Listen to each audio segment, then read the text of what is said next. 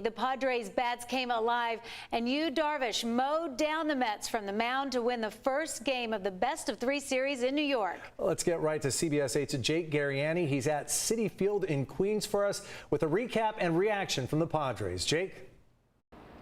And thank you very much, John Howard. We'll have highlights of this game coming up later in the show, but I want to bring you inside the ballpark real quick and give you a picture of how this game played out. It looked early on as if Padres starter Yu Darvish would be in big trouble, but he settled in brilliantly and put up postseason career highs with 7 innings and 101 pitches, gave up just the 1 run. In Darvish's 3 starts this year against the Mets, he's gone 21 innings, just 2 runs, and 19 strikeouts.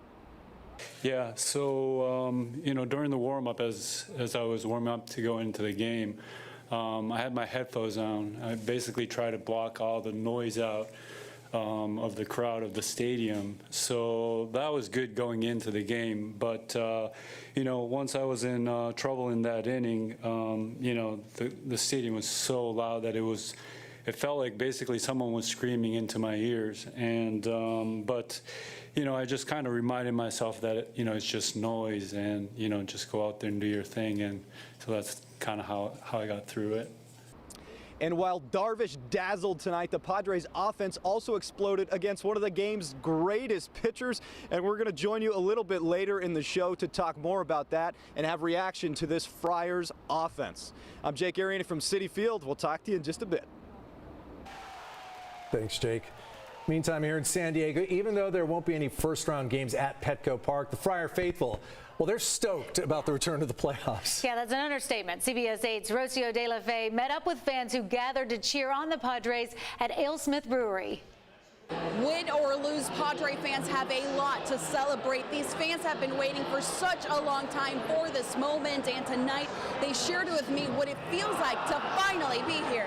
Padres fans took over a busy AleSmith Brewery Friday night for Game 1 of the playoffs against the New York Mets.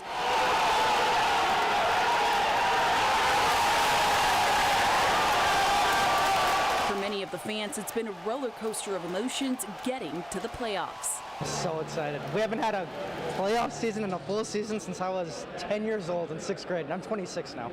So it's been a minute. I cannot wait. I hope we win so bad. It's going to be so much fun. We're finally here. We're super excited. It's been way too long for a legitimate playoff series, so we're ready to win. The team had high and low moments during the regular season. One low, the suspension of Fernando Tatis Jr. But fans say it's only made this moment feel even sweeter. Honestly, the fact that they won 89 games without Fernando is really impressive. I feel like that somewhat had to happen for them to come closer. I think the team is very resilient. I think we proved we can win without Tatis. I think it shows a lot of perseverance. It shows that they're ready for these type of moments. And I feel like those moments will help them in situations like this, and they'll get pretty far, and then hopefully we'll be able to meet the Dodgers on Tuesday. With the team's strong performance during Game 1, fans say it's a good sign of what's to come. If we win tonight, it's going to go 2-1. Padres in 2. That's how we lose a game. It's Padres in 2. We're sweeping the Mets. Win 2-0. We're going to get it. We're going to get in and out quick and on to the Dodgers. The Padres are set to take on the Mets for Game 2 tomorrow night. Rocio De La Fe, CBS 8.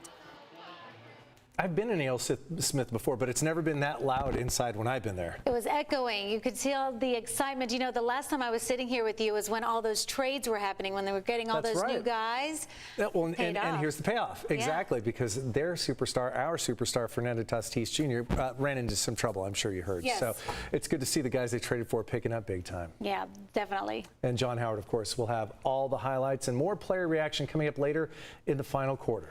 And by the way, the first pitch for Game 2 tomorrow in New York is at 4:37 our time, so be ready.